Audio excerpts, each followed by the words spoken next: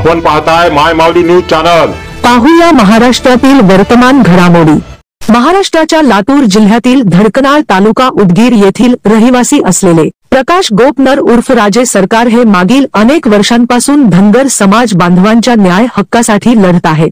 त्यांनी आजपर्यंत धनगर समाजाच्या अनेक सामाजिक कार्यात सहभाग घेऊन समाजाला न्याय देण्यासाठी विशेष कार्य केले आहे। तसेच ते पुढील काही दिवसात ओबीसी समाजाच्या आरक्षणासाठी मुखेड जिल्हा नांदेड येथे फार मोठे आंदोलन उभे करणार असल्याचे त्यांनी आमच्या प्रतिनिधीशी बोलताना ही माहिती दिली आहे।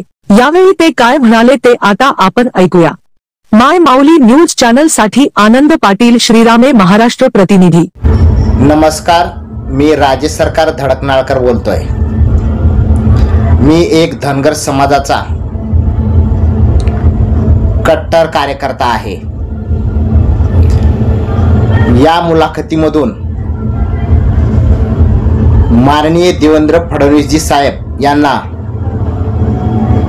मला प्रश्न विचारायचा आहे। यावर्षी सर्वात जास्त पूर ढगफुटी ही नांदेड जिल्ह्यात झालेली आहे।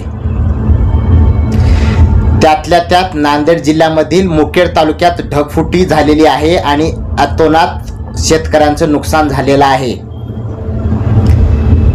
नांदेडमधील मुखेड तालुक्यातील हसनाळ, रावणगाव, भेंडेगाव, बामणी, उंदरी, मांजरी, भासवाडी, रावी, रावणकोळा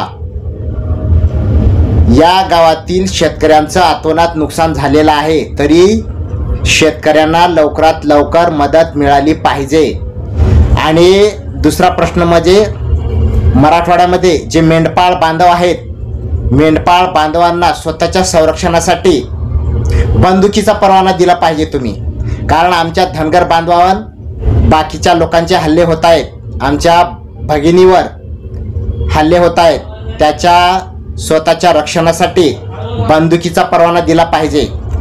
मी यासाठी आमरण उपोषण करणार आहे।